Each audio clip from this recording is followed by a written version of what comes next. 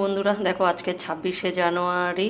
তো এখন কিছু একটু স্পেশাল করব। তার জন্য কি করব, এ দেখো কড়াইশুঁটির পুর আমি বানিয়ে ফেলেছি, কড়াইশুঁটির কচুরি করব। আর এই যে কড়াই থেকে নামিয়ে নিয়েছি, কেন আলু সিদ্ধ করে নিয়েছি, আলুটা আমি ছাড়াচ্ছিলাম, ফট করে মনে পড়লো যে ভিডিওটা তো করিনি, করতে হবে। আলু ছাড়াচ্ছি, আর এই যে এদিকে দেখো ডিম আছে, ডিম দিয়ে আলু দিয়ে একটু কষা কষা করব আর কড়াইশুঁটির কচুরি করব। ডিমটা ছাড়িয়ে আগে ডিমটাকে ভেজে নিচ্ছি, ডিমটা ভাজা হয়ে গেলে তুলে নিয়ে পেঁয়াজটা ভাজা বসিয়ে দিয়ে আমি আলুটা ছাড়াতে থাকবো।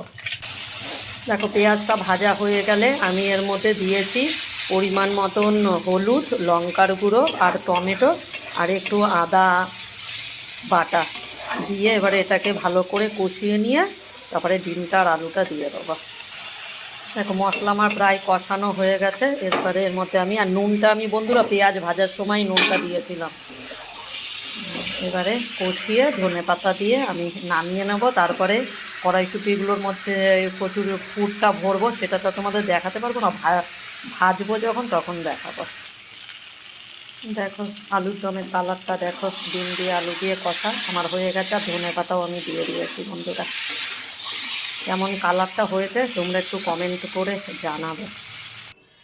দেখো 9টাতে পুর ভরেছি, আরগুলোতে এখনও ভরিনি। আর এখানে তেল বসিয়ে দিয়েছি, এবারে বেলে বেলে ভাজবো। দেখো সবগুলো আমি বেলে নিয়েছি, এবারে তেল আমার হয়ে গেছে, তেলের মধ্যে আমি দেব।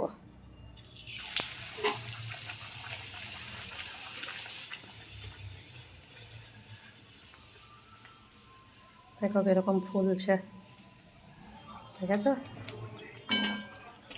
এই যে দেখো